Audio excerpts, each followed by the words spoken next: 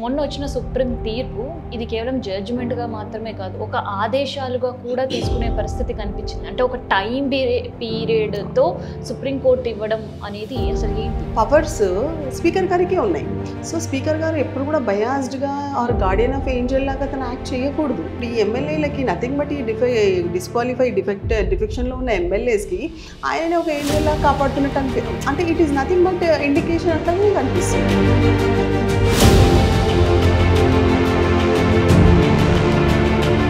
Speaker ఈ 3 నెలల లోపు అంటే సంవత్సరం నుంచే డెసిషన్ తీసుకోలేరు. సో కోర్టు ఇచ్చిన ఈ 3 నెలల్లో కూడా డెసిషన్ తీసుకోలేకపోతే వాట్ నెక్స్ట్? ఈ పర్టికులర్ కేసులో కూడా 3 monthsలో డిసైడ్ చేయమన్నారు. సో ఖచ్చితంగా చేయాలి స్పీకర్ గారు. ఇలాంటి డైరెక్షన్ ఇచ్చిన తర్వాత కూడా ఒకవేళ స్పీకర్ గారు చేయలేకపోతే మటుకు ఖచ్చితంగా నెక్స్ట్ కాన్సిక్వెన్సెస్ అనేవి ఉంటాయి.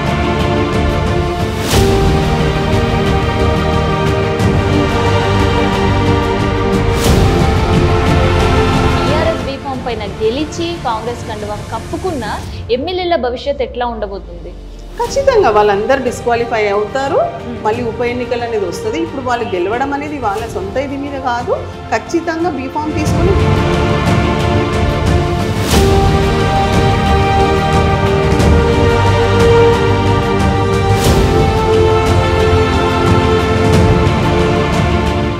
Welcome back to our channel. నేను మీ కావ్య.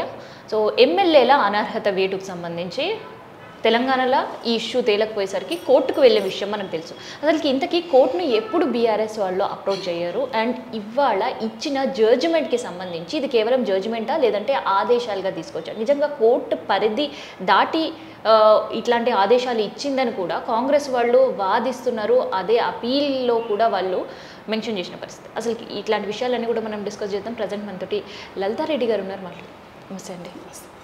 సో ఏంటి ఇక్కడ ఇష్యూ తేలకపోయేసరికి కోర్టుకు వెళ్ళినారు అనేది అందరికీ తెలిసిందే. అసలు ఎప్పుడు వేశారు పిటిషన్స్? అంటే ఫస్ట్ ఏమైంది అంటే 2nd April and 8th April రోజున స్పీకర్ గారికి పిటిషన్స్ ఇవ్వడం జరిగింది. ఇట్లా వీళ్ళని డిస్క్వాలిఫై చేయండి ఎమ్మెల్యేస్ని అనేసి. సో దాని మీద ఆల్మోస్ట్ ఒక 3 months ఆగిన తర్వాత వాళ్ళు స్పీకర్ గారు ఎలాంటి చర్య తీసుకోలేదు. నాట్ ఈవెన్ ఒక నోటీస్ కూడా ఇవ్వడం చేయలేదన్నమాట. సో అలాంటప్పుడు ఏం జరిగింది అంటే ఇమీడియట్గా after waiting like almost 3 months పైగా వెయిట్ చేసి అప్పుడు 9th July 2024 it's been like last year. ఇది జరుగుతూ కూడా 1 year అయిపోయింది. సో 9th July 2024 రోజున హైకోర్టులో వేయడం జరిగింది పిటిషన్స్. వేసిన తర్వాత మీకు తెలిసింది single judge justice Vijay Sen Reddy గారు ఆర్డర్స్ ఇచ్చారు. ఆ ఆర్డర్స్ ప్రకారం ఏంటంటే వితిన్ 4 weeks లోపల స్పీకర్ గారు డెసిషన్ తీసుకోవాలి అని చెప్పేసి సింగిల్ బెంచ్ జడ్జ్మెంట్ వచ్చిన తర్వాత కూడా దాన్ని వాళ్ళు agreed by that order what they have done is they have approach division bench. So division బెంచ్లో ఏమైంది అంటే ఈ ఏదైతే స్పెసిఫిక్ పీరియడ్ని మెన్షన్ చేశారో ఆ ఆర్డర్ని సెటిసైడ్ చేసినప్పుడు సరే అంటే టైం లిమిట్ ఏమి ఇవ్వలేదు. However they have to like తీసుకోవాలి స్పీకర్ చర్య తీసుకోవాలి అన్నట్టుగా ఇచ్చారనమాట. సో దాని మీద ఆల్మోస్ట్ January 2025 వరకు కూడా ఎలాంటి ప్రొసీడింగ్స్ అవ్వలేదు. అసలు స్పీకర్ గారు అసలు తనది ఏదైతే తనకి పవర్స్ ఇప్పుడు 10th schedule ద్వారా స్పీకర్కి he is nothing but a tribunal కింద అనమాట. సో తను ఖచ్చితంగా తనకి అన్ని పవర్స్ ఉన్నాయి. He has to take the decision. Actually he has to ఆయన ప్రొసీడింగ్స్ని తను ఇచ్చేయాలి. సో అదేం చేయకుండా ఆయన అలాగే Jan 2025 వరకు కూడా ఎలాంటి ఇది జరగకపోయేసరికి అప్పుడు January 2025లో సుప్రీంకోర్టులో మళ్ళీ పిటిషన్స్ వేయడం జరిగింది అనమాట. ఓకే. సో ఇవ్వడం అనేది అసలు ఏంటి? ఆ టైం బౌండ్ని కూడా స్పీకర్ ఇప్పుడు దాన్ని తీసుకుంటారా? లేదు అంటే మళ్ళీ దానికి ఏదో ఒక స్టోరీస్ చెప్తూ మళ్ళీ బియాండ్గా బిహేవ్ చేస్తే కంటెంప్ట్ ఆఫ్ కోర్ట్ కింద కూడా వచ్చే అవకాశం ఉంటుంది? ఖచ్చితంగా ఉంటుంది. Because first and foremost thing ఏంటంటే ఇప్పుడు మీరు చూసుకుంటే జ్యుడిషియరీ కానీ ఇప్పుడు లెజిస్లేచర్ ఇట్లా లైక్ దానికి పరిధులు ఉన్నాయి. సో యాక్చువల్గా ఎప్పుడైతే 10th schedule ద్వారా అంత చక్కని పవర్స్ స్పీకర్ గారికే ఉన్నాయి. సో స్పీకర్ గారు ఎప్పుడు కూడా బయాస్డ్గా ఆర్ గార్డియన్ ఆఫ్ ఏంజల్ లాగా తను యాక్ట్ చేయకూడదు. So what ever it is ఇప్పుడు ఇప్పుడు ఈ ఎమ్మెల్యేలకి నథింగ్ బట్ ఈ డిఫెక్షన్లో ఉన్న ఎమ్మెల్యేస్కి ఆయననే ఒక ఏంజల్లా కాపాడుతున్నట్టు అంటే it is nothing but indication అట్లాగే కనిపిస్తుంది. సో అలాంటి పరిస్థితి ఎందుకు అవసరం ఏముంది? ఆయన బయాస్డ్గా ఉండాల్సిన అవసరం లేదు. ఖచ్చితంగా 10th షెడ్యూల్ ఏమంటుంది, ఇప్పుడు ఎవరైతే ఇప్పుడు ఇలా జంప్ అవుతుంటారో వేరే పార్టీస్కి వెళ్ళిపోతుంటారో ఎమ్మెల్యేస్, అది it is not proper. So అలాంటిది ఆపాలనే కదా ఒక షెడ్యూల్ వచ్చింది, ఒక చట్టము దాని గురించి ఒకటి ఏర్పడ్డది. ఆ చట్టాన్ని స్పీకర్ గారే గౌరవించకపోతే ఎట్లా? సో ఖచ్చితంగా స్పీకర్ గారు గౌరవించాలి. సో తన పరిధిలో ఉంది. అందుకనే ఏంటంటే సుప్రీంకోర్టు కూడా ఏమన్నారంటే ఇప్పుడు ఇన్ని నెలల టైం పీరియడ్ కూడా మరి మీకు నోటీస్ కూడా ఇవ్వలేదు. సో అట్లా మీరు డిలే చేయడానికి లేదు.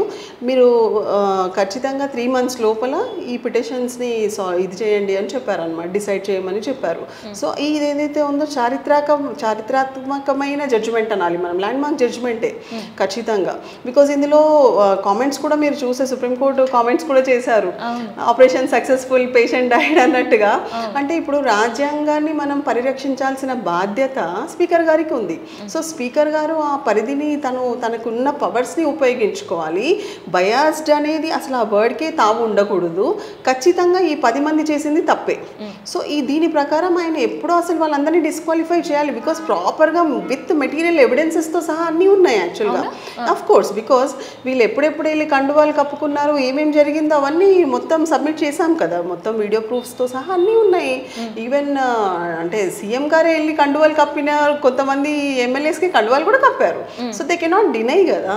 సో ఇంత మంచి ప్రూఫ్స్ ఉన్న తర్వాత కూడా సో ఇర్రెస్పెక్టివ్ ఆఫ్ ఎనీథింగ్ మీరు అంటే తన ఆలోచన ప్రకారం ఏంటి, నిజంగా వీళ్ళు డిస్క్వాలిఫై అవ్వాలా లేదా, అసలు అది పెండింగ్ పెట్టాల్సిన అవసరం ఏముంది? మీ పరిధిలో వచ్చింది, మీకున్న ఎవిడెన్సెస్ ప్రకారము ఎగ్జామిన్ చేసి డెసిషన్ అయితే తీసుకోవాలి కదా. Without even issuing a single notice to them, ఒకవేళ ఇన్ని నెలల నుంచి ఆల్మోస్ట్ 1.5 year నుంచి పెండింగ్ పెట్టడం అనేది అది కరెక్ట్ కాదు. సో ఖచ్చితంగా అందుకే డిలే, ఒకవేళ ఎవరైనా ఎమ్మెల్యేలు డిలే టాక్టిక్స్ చేస్తే కూడా మీరు ఎంకరేజ్ చేయొద్దు అని కూడా ఆదేశాల్లో ఉన్నాయి. స్పీకర్ తీసుకునే డెసిషన్లో కూడా విచారణ టైంలో కూడా ఆయనకు ఒత్తిళ్లు గురి చేయొద్దు అనేది కూడా రాశారు. అయినా మరి అసలు స్పీకర్ ఈ 3 నెలల లోపు అంటే సంవత్సరం నుంచే డెసిషన్ తీసుకోలేరు. సో కోర్టు ఇచ్చిన ఈ 3 నెలల్లో కూడా డెసిషన్ తీసుకోలేకపోతే వాట్ నెక్స్ట్? ఖచ్చితంగా ఇప్పుడు 3 months పీరియడ్ పెట్టారు, 3 నెలల లోపల డిసైడ్ చేయమన్నారు. డిసైడ్ చేయనప్పుడు న్యాచురల్లీ మేము ఖచ్చితంగా మళ్ళీ అదే విషయాన్ని సుప్రీంకోర్టు ముందుకైతే తీసుకెళ్తాం. సో దాని తర్వాత ఈ కాన్సిక్వెన్సెస్, బికాస్ ఇప్పుడు మీకు న్యాయస్థానాల ద్వారా మీకు చట్టం నుంచి ఒక మంచి డైరెక్షన్ వచ్చింది, రాజ్యాంగాన్ని పరిరక్షించాలి. సో దాని ప్రకారమే పోతుంది. ఇప్పుడు సుప్రీం అంత అత్యున్నత న్యాయస్థానం కూడా చెప్పింది ఏంటి, మీకు ఆల్రెడీ పవర్స్ ఉన్నాయి, ఆ పవర్స్ ప్రకారం మీరు డిసైడ్ చేయండి, మీ పవర్లోకి మేము ఎంటర్ అవ్వాలని సుప్రీంకోర్టు ప్రయత్నించట్లేదు. ఇప్పుడు ఇంతకుముందు కూడా మీరు చూస్తే ఎన్నో ల్యాండ్ మార్క్ జడ్జ్మెంట్స్ ఉన్నాయి ఇంతకుముందు కూడా. సో అన్నిట్లో కూడా ఏంటి అంటే ఇట్లా టైం బాండ్ అనేది ఫిక్స్ చేశారు. సో అదేవిధంగా ఈ పర్టికులర్ కేసులో కూడా 3 monthsలో డిసైడ్ చేయమన్నారు. సో ఖచ్చితంగా చేయాలి స్పీకర్ గారు, బికాస్ ఇంత మంచి పవర్స్ని తను యూటిలైజ్ చేసి వాట్ ఎవర్ ఇట్ ఈస్ రాజ్యాంగానికి అనుగుణంగానే నడుచుకోవాలి. ఆయన కాన్స్టిట్యూషనల్ పోస్ట్లో ఉన్నారు. సో అలాంటి పవర్స్ని యూజ్ చేసుకొని ఏదైతే జరుగుతుందో he has to like examine everything and decide. So we hope that at least ఈ పాయింట్ ఆఫ్ వ్యూలో సుప్రీంకోర్టు ఇంత చక్కగా చెప్పి ఇలాంటి డైరెక్షన్ ఇచ్చిన తర్వాత కూడా ఒకవేళ స్పీకర్ గారు చేయలేకపోతే మటుకు ఖచ్చితంగా నెక్స్ట్ కాన్సిక్వెన్సెస్ అనేవి ఉంటాయి, స్పీకర్ ఎదుర్కోవాల్సిన అవసరం. ఆఫ్ కోర్స్ కదా, తప్పకుండా. Because they have to follow what లాని వాళ్ళు ఇచ్చేయడానికి లేదు కదా. ఏదైతే చట్టం ఉందో ఈ రాజ్యాంగబద్ధంగా ఏదైతే అంటే అధికారాలు ఉన్నాయో తను ఏమేమి చేయాలి, తన డ్యూటీస్ తన బాధ్యతలను తను చేయాలి కదా. చెయ్యనప్పుడు ఖచ్చితంగా అప్పుడు నెక్స్ట్ మళ్ళీ న్యాయస్థానానికి వెళ్ళాల్సి వస్తుంది. ఇంకొకటి ఏంటంటే ఓపెన్గానే మన అంటే సీఎం గారు అనడం ఏంటంటే అసలు బై ఎలక్షన్స్ బైపోల్ అనేది జరగదు అనేసి కూడా కామెంట్ చేశారు అని దాన్ని కూడా మొన్న మీరు సుప్రీంకోర్టు దాంట్లో ఆ విషయాన్ని కూడా గమనించడం జరిగింది. అంటే సో అది కూడా తప్పే కదా. ఇప్పుడు 10 మంది ఎమ్మెల్యేస్ ఆల్రెడీ డిస్క్వాలిఫికేషన్ పిటిషన్ వేసినప్పుడు how we can say that అలాంటిది ఏమీ జరగదు, ఒకవేళ డిస్క్వాలిఫై అయితే కూడా ఎలక్షన్స్ రావు, ఉప ఎన్నికలు రావు అనడానికి అసలు ఎలా ఉంటుంది చెప్పండి? అట్లా కాదు. సో ఖచ్చితంగా ఖచ్చితంగా ఉప ఎన్నికలు అనేది అయితే వస్తాయి, ఖచ్చితంగా రావాల్సిందే. బికాస్ పర్టికులర్గా అన్ని ప్రాపర్ ఎవిడెన్సెస్ ఉన్నాయి. ఆ 10 మంది కూడా ఖచ్చితంగా వాళ్ళు ఏమంటారు, ఏదైతే చట్టం ఉందో ఆ చట్టాన్ని అతిక్రమించి వాళ్ళు వేరే పార్టీలోకి వెళ్ళడం జరిగింది. ఖచ్చితంగా వాళ్ళ మీద అయితే యాక్షన్ ఉంటుంది. అయితే ఇక్కడ గెలవకుండా వాళ్ళు వెళ్ళి పార్టీలో జాయిన్ అయితే అప్పుడు ఎక్కడికి ఎవరికి ఏ ప్రాబ్లం ఉండకపోయేది. కాకపోతే బీఆర్ఎస్ బీఫామ్ పైన గెలిచి కాంగ్రెస్ కండువా కప్పుకున్న ఎమ్మెల్యేల భవిష్యత్ ఎట్లా ఉండబోతుంది? ఖచ్చితంగా వాళ్ళందరూ డిస్క్వాలిఫై అవుతారు. మళ్ళీ ఉప ఎన్నికలు అనేది వస్తుంది. ఇప్పుడు వాళ్ళు గెలవడం అనేది వాళ్ళ సొంత ఇది మీద కాదు, ఖచ్చితంగా బీఫామ్ తీసుకొని పార్టీ దీని మీదనే గెలిచారు వాళ్ళు. BRS party exactly. ఇప్పుడు వాళ్ళకి అగేన్స్ట్ ఎంతో మంది ఇండిపెండెంట్ క్యాండిడేట్స్ కూడా కంటెస్ట్ చేశారు, వాళ్ళందరూ గెలవలేదు కదా. బికాస్ బీఫామ్ తీసుకొని పార్టీకి అనుసంధానంగా ఉంటూనే వాళ్ళు గెలిచారు. సో పార్టీ అండలో ఉండి పార్టీ బీఫామ్ తీసుకొని గెలిచిన తర్వాత, అందుకే అసలు ఈ చట్టం కూడా 1985లోనే ఈ సవరణ జరిగింది. ఇట్లాంటివి జరగకూడదు అనేది కదా. ఒక పార్టీ నుంచి బీఫామ్ తీసుకొని గెలిచిన తర్వాత అట్లా వేరే పార్టీలోకి వెళ్ళకూడదని చట్టం కూడా ఉంది. సో ఆ చట్టం ఉన్నప్పుడు దాని ప్రకారమే నడుచుకోవాలి. అది వాళ్ళు నడుచుకోలేదు కాబట్టి ఖచ్చితంగా డిస్క్వాలిఫై అవుతారు. ఉప ఎన్నికలు అనేది ఖచ్చితంగా వస్తాయి. అయితే ఇక్కడ ఇంకొక ట్విస్ట్ కూడా మనకు కనిపిస్తుంది. 3 నెలలలోపు స్పీకర్ డెసిషన్ తీసుకుంటారా లేదా అనేది, ఎందుకంటే సంవత్సరం పైనే ఇప్పటివరకు తీసుకోలేదు స్పీకర్. ఇన్ కేస్ ఈ 3 months లోపు డెసిషన్ కనుక స్పీకర్ తీసుకోకపోయి ఉంటే, సో అప్పుడు స్పీకర్ పైన కూడా ఖచ్చితంగా కంటెంప్టే కదా. ఖచ్చితంగా నెక్స్ట్ ఒకవేళ 3 months లోపల తీసుకోకపోతే మటుకు ఖచ్చితంగా మళ్ళీ సుప్రీంకోర్టుకి అప్రోచ్ అవ్వడం జరుగుతుంది. ఆ తర్వాత ఇంకా కాన్సిక్వెన్సెస్ అయితే ఇంకా ఫేస్ చేయాల్సింది. అది ఈ అనర్హత వేటుకు గురైన 10 మంది ఎమ్మెల్యేలు కూడా ఇంకొంతమంది అందులో నేను ఇంకా బీఆర్ఎస్లోనే ఉన్నాను, అదొక తప్పుడు ప్రచారం మా పైన జరుగుతుంది అని చెప్పుకుంటున్నారు.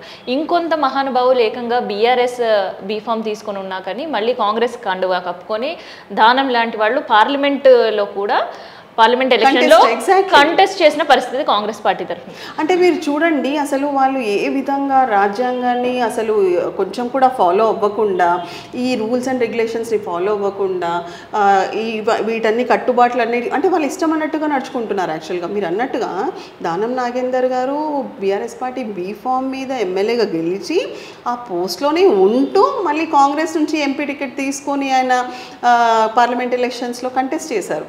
సో ఇది ఏ విధంగా కూడా ఇట్ ఈస్ నాట్ ప్రాపర్. యాక్చువల్గా ఏం ఇండికేషన్ ఇవ్వాలనుకుంటున్నారు అంటే, ఈ రాజ్యాంగాన్ని ఉల్లంఘించుకుంటూ ఏదైతే వీళ్ళు చేస్తున్నారో, స్టెప్స్ చేస్తున్నారో, దట్ ఈస్ ఆల్ అసలు అన్యాక్సెప్టబుల్.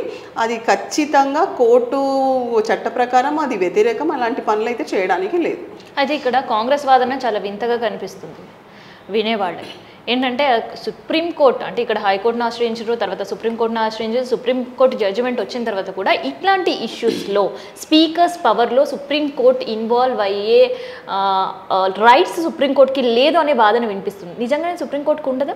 అంటే ఇప్పుడు వాళ్ళు అనడం అట్లా, ఇప్పుడు 10th schedule అదే కదా. Again and again why I'm talking about 10th schedule is it is like very much clear about, ఒకవేళ ఇలాంటి ఎమ్మెల్యేలు ఏదన్నా పార్టీ మారడం జరిగితే సో అనర్హత వేట్ అనేది ఖచ్చితం అనేది ఇట్ ఈస్ షోయింగ్ అనమాట. అందులో రాసి ఉంది ఖచ్చితంగా అనర్హత వేటు పడుతుంది. సో అలాంటి క్లియర్ పవర్స్ ఎవరికి ఉన్నాయి? స్పీకర్ గారికి ఉన్నాయి. కానీ స్పీకర్ గారు తీసుకోవట్లేదు. తీసుకున్నప్పుడు న్యాచురలీ నెక్స్ట్ ఇప్పుడు ఒక అధికారికి ఇచ్చిన పవర్ని ఒకవేళ ఆ పర్టికులర్ పోస్ట్లో, కాన్స్టిట్యూషనల్ పోస్ట్లో ఉన్న స్పీకర్ గారు ఒకవేళ తీసుకోకపోతే మనకి నెక్స్ట్ రెమెడీ న్యాయస్థానాలే కదా. న్యాయస్థానాలకి హక్కు లేదనడానికి లేదు. ఇంతకుముందు కూడా మీరు చూస్తే చాలా ల్యాండ్మార్క్ జడ్జ్మెంట్స్ ఉన్నాయి. దాంట్లో కూడా టైం పీరియడ్ మెన్షన్ చేశారు. మెన్షన్ చేసుకుంటూ 3 monthsలో అట్లాంటివి చాలా ఉన్నాయి యాక్చువల్గా. సో అవన్నీ కూడా సుప్రీంకోర్టులో పిటిషన్స్ చేసినప్పుడు అవన్నీ కోర్ట్ చేసుకుంటూనే మొన్న ఈవెన్ సుప్రీంకోర్టు జడ్జ్మెంట్లో కూడా అవన్నీ కూడా వాటి గురించి చెప్పడం కూడా జరిగింది ఆ జడ్జ్మెంట్లో. సో ఖచ్చితంగా న్యాయస్థానం వీళ్ళు ఎప్పుడైతే ఫెయిల్ అవుతారో, పర్టికులర్గా కాన్స్టిట్యూషన్ పోస్ట్లో ఉన్న స్పీకర్ గారు ఒకవేళ తన బాధ్యతలను తను నిర్వర్తించలేకపోతే మటుకు ఖచ్చితంగా న్యాయస్థానానికి పవర్ ఉంటుంది. ఇంకా నెక్స్ట్ స్టెప్ అనేది ఇప్పుడు ఆల్రెడీ ఇచ్చారు డైరెక్షన్, 3 monthsలో పిటిషన్స్ ఏదైతే ఉందో కన్క్లూడ్ చేయాలన్నారు.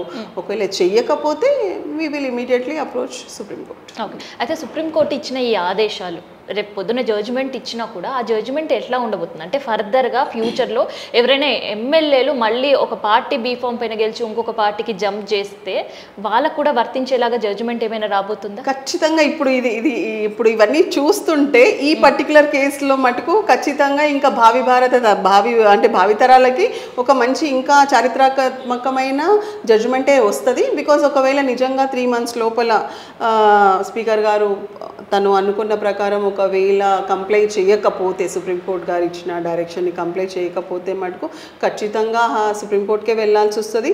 అప్పుడు వచ్చే జడ్జిమెంట్ మటుకు ఇన్ ఫ్యూచర్లో ప్రతి ఒక్కరిని కూడా ఏ విధంగా కట్టడి చేయాలో సో ఆ విధంగా కట్టడి అయితే ఖచ్చితంగా అలాంటి జడ్జిమెంట్ అయితే వచ్చే అవకాశాలు చాలా ఉన్నాయి.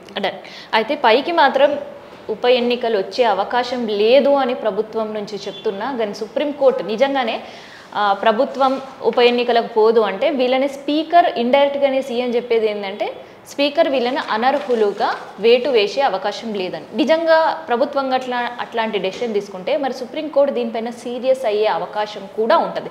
ఎందుకంటే ఇప్పటికే దానికి సంబంధించిన ఎమ్మెల్యేల ఎవిడెన్స్ అంతా చిట్టా సుప్రీంకోర్టు దగ్గర ఉంది. అండ్ ఇది కేవలం బీఆర్ఎస్తో తెలంగాణలో ఇక్కడ జరుగుతున్న ఇష్యూ మాత్రమే సుప్రీంకోర్టు దీన్ని తీసుకోవట్లేదు. భవిష్యత్తు తరంలో కూడా ఇట్లాంటి ఇన్సిడెంట్ రిపీట్ కాకుండా ఉండాలి. సంవత్సరాల తరబడి ఇట్లాంటి కేసులు హైకోర్టుల తర్వాత సుప్రీంకోర్టు చుట్టూ తిరగకుండా ఉండాలి అంటే పార్లమెంట్లో కూడా దీనికోసం ఒక చట్టం చెయ్యాలి అనేది కూడా సుప్రీంకోర్టు చెప్పిన పరిస్థితి. సో దీనిపైన మనం కూడా చూద్దాం. 3 నెలల కాంగ్రెస్ ప్రభుత్వం స్పందిస్తుందా, అనర్హత వేటు వేస్తుందా, లేదు సీఎం చెప్పిన మాటలకు కట్టుబడి ఉండి అసలు ఉప ఎన్నికలే రాకుండా జాగ్రత్త తీసుకుంటుందా?